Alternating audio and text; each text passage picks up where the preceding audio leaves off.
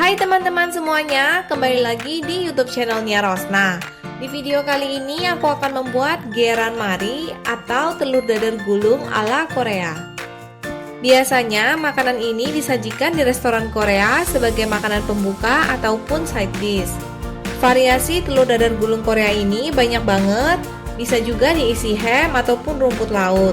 Tapi di sini aku akan membuat yang basic aja. Yuk langsung aja.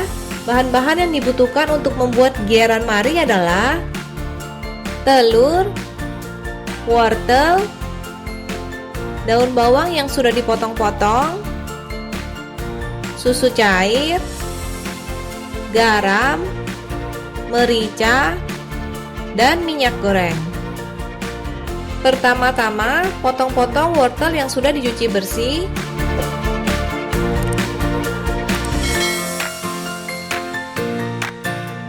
Potong hingga berbentuk dadu-dadu kecil. Potongnya kecil-kecil aja, karena kalau kegedean takutnya nanti wortelnya nggak mateng dengan sempurna.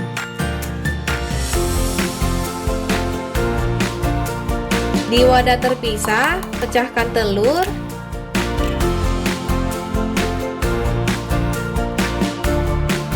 Tambahkan susu cair, garam, dan merica. Aduk hingga semua bahan tercampur rata.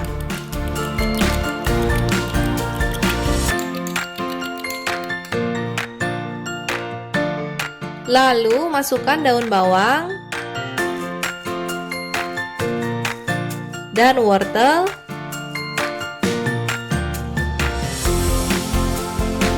Aduk kembali hingga merata.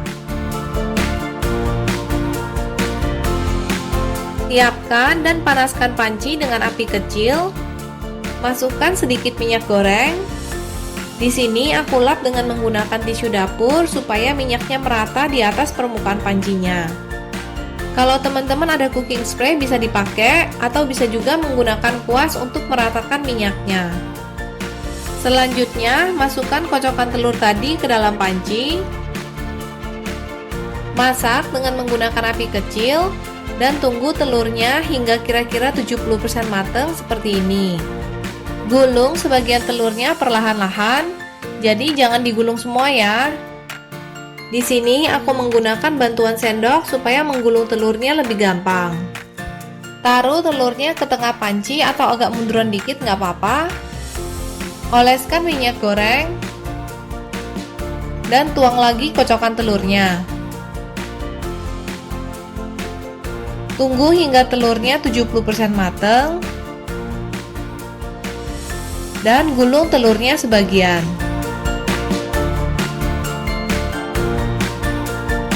Lakukan ini hingga kocokan telurnya habis. Selalu ingat untuk mengoleskan minyak goreng sebelum menuangkan kocokan telur ya. Karena kalau kita nggak oles minyak, telurnya nanti akan agak nempel di pancinya. Takutnya pas mau kita gulung telurnya robek.